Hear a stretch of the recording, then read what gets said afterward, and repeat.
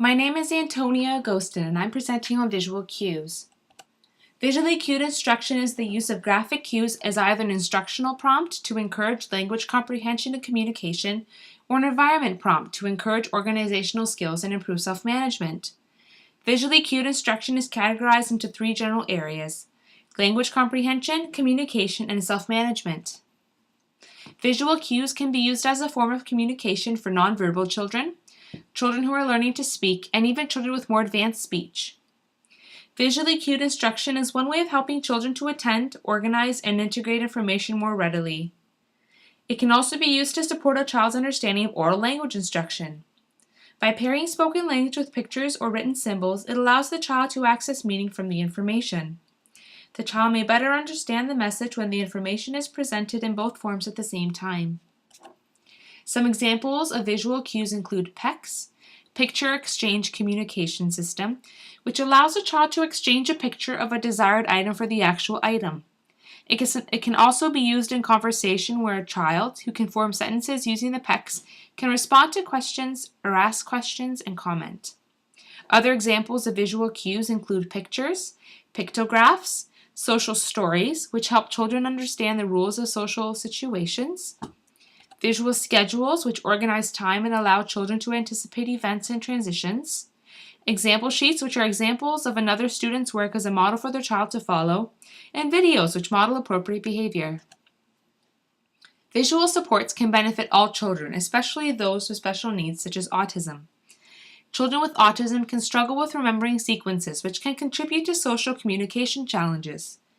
Providing visual cues that represent parts of the sequence can ease the process of recall.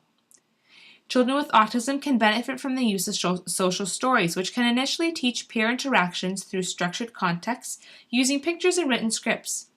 The cues can be used to increase a child's responses to their peers by teaching them to smile, clap, high five, or other socially appropriate actions. Transitions and changes tend to be another area of struggle for children with autism.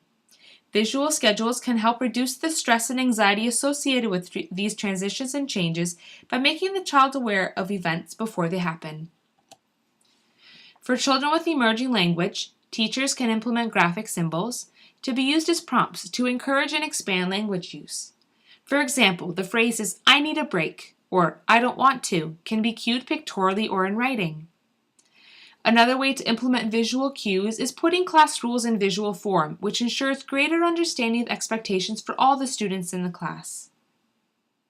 Teachers can implement a visual schedule of the school day for children with autism to reduce the anxiety associated with transitions and changes. The visual schedules can be placed on their desk, in their cubby, by their hook, as long as it's visible and accessible. Social stories can encourage and help children with autism in social situations by providing cues of socially appropriate things to do or to say.